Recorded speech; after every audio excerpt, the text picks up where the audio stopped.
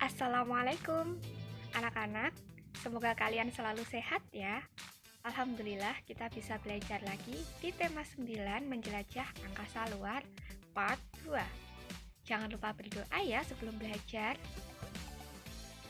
Anak-anak, di materi sebelumnya kita sudah belajar mengenai benda-benda langit ya. Ada planet, ada bintang, ada matahari, meteor, dan yang lainnya. Dan juga sudah kita pelajari lebih dalam di mapel IPA. Nah, hari ini kita akan belajar mengenal para tokoh penemu teleskop dan para tokoh penjelajah luar angkasa. Simak baik-baik ya. Ada dua tokoh yang berperan penting dalam penemuan teleskop, yaitu Galileo Galilei dan Hans Lippershey. Galileo Galilei lahir di Italia tahun 1564. Galileo bukanlah penemu teleskop pertama. Ia mengembangkan teleskop buatannya sendiri setelah mendengar telah ditemukannya sebuah teleskop sederhana oleh seorang pembuat kacamata dari Belanda. Pada Maret 1610, beliau merilis sebuah buklet kecil berjudul The Starry Messenger tentang beberapa penemuan menarik dari angkasa luar. Galileo memperkuat teori Kopernikus bahwa bumi bukanlah pusat tata surya. Ia membuktikan bahwa planet-planet mengelilingi matahari. Dengan jasa-jasanya dalam dunia ilmu pengetahuan, beliau diberi julukan Bapak Sains Modern.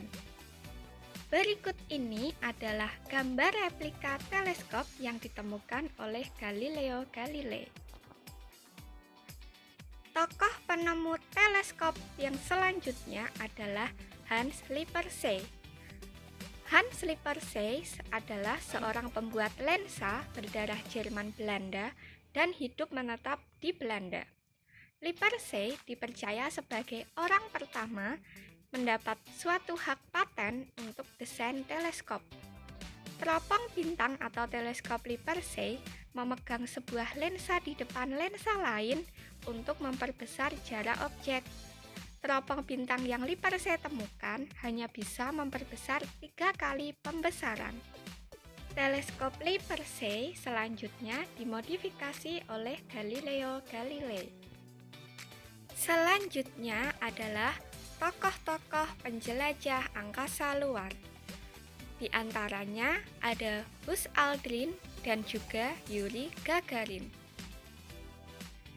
Buzz Aldrin menjadi manusia kedua yang berhasil menginjakkan kaki di bulan menemani Neil Armstrong.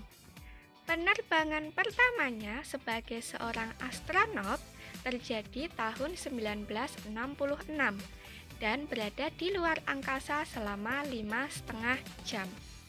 Selanjutnya, ia mengikuti misi pesawat Apollo 11 bersama Neil Armstrong dan Michael Collins tanggal 16 Juli 1969.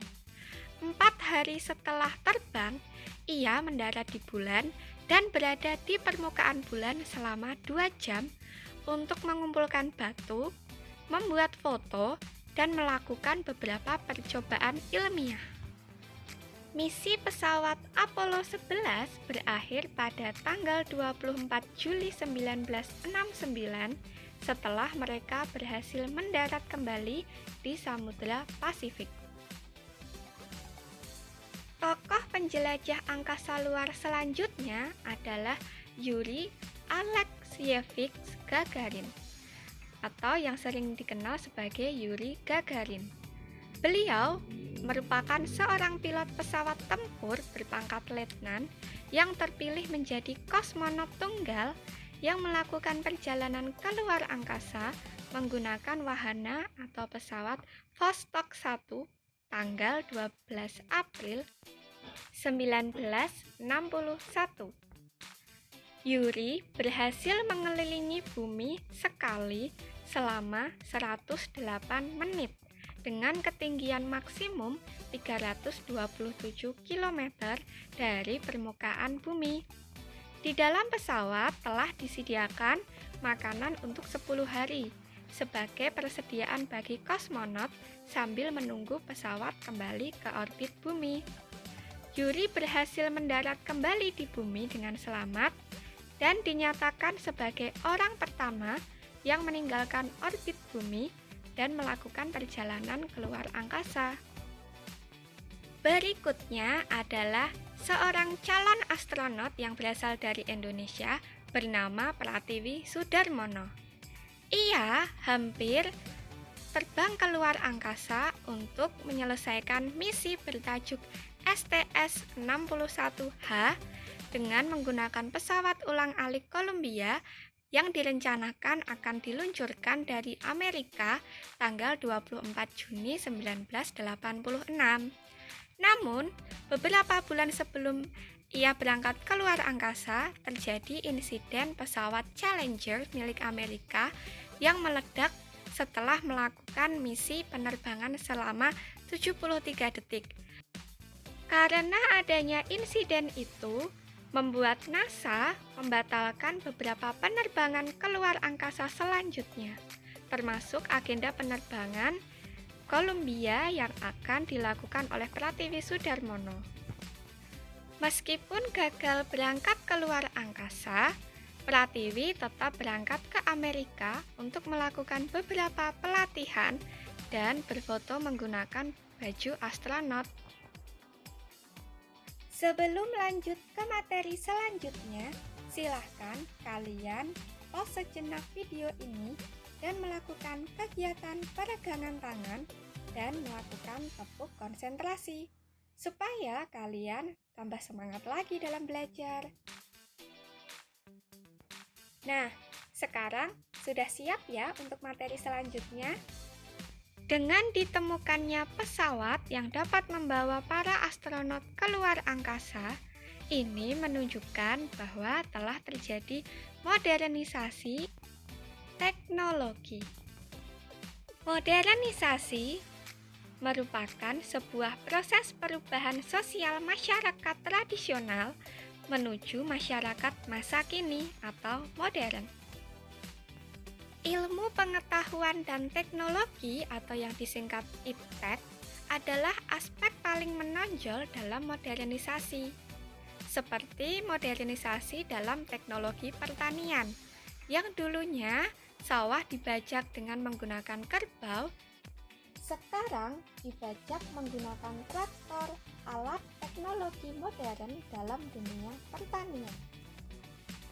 Manusia modern memiliki 9 ciri-ciri. Yang pertama, memiliki sikap hidup untuk menerima hal baru. Kedua, memiliki keberanian untuk menyatakan pendapat. Ketiga, menghargai waktu. 4. Memiliki perencanaan. 5. Percaya diri. 6. Perhitungan. 7. Menghargai harkat hidup manusia lain. 8. Lebih percaya pada IPTEK. 9. Menjunjung tinggi suatu sikap penghargaan terhadap orang lain. Modernisasi juga dapat terjadi pada budaya masyarakat.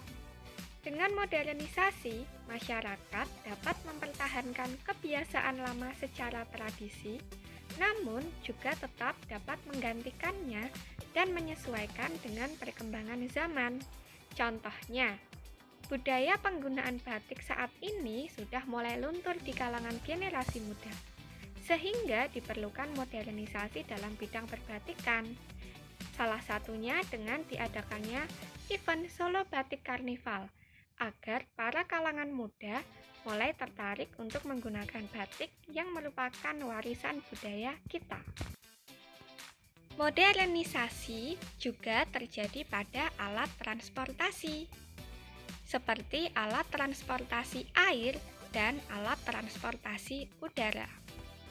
Transportasi air sebelum modernisasi menggunakan tenaga penggerak berupa tenaga manusia dan tenaga angin. Contohnya pada kapal layar dan juga perahu dayung. Namun, setelah mengalami modernisasi, alat transportasi air menggunakan tenaga penggerak berupa mesin bermotor. Contohnya adalah perahu motor dan kapal pesiar. Transportasi udara sebelum modernisasi menggunakan tenaga penggerak berupa udara panas untuk dapat terbang. Contohnya pada balon udara. Namun, setelah mengalami modernisasi, alat transportasi udara menggunakan tenaga penggerak berupa mesin. Contohnya pada pesawat terbang. Adanya modernisasi terhadap alat transportasi air dan udara membawa beberapa dampak. Di antaranya, dampak positif terhadap kehidupan masyarakat, yaitu mempermudah aktivitas dalam kehidupan sehari-hari. Namun, dampak negatifnya bagi masyarakat adalah tersisihnya alat transportasi darat. Lalu, dampak positif terhadap lingkungan diantaranya alat transportasi yang dikembangkan dengan menggunakan energi alternatif untuk mengurangi pemakaian bahan bakar fosil yang dapat mencemari lingkungan. Namun, dampak negatifnya bagi lingkungan adalah pencemaran lingkungan. Setelah belajar hari ini, silahkan kalian kerjakan soal-soal berikut ini ya. Baiklah, sampai di sini ya pembelajaran kita hari ini. Semoga bermanfaat. Wassalamualaikum warahmatullahi wabarakatuh.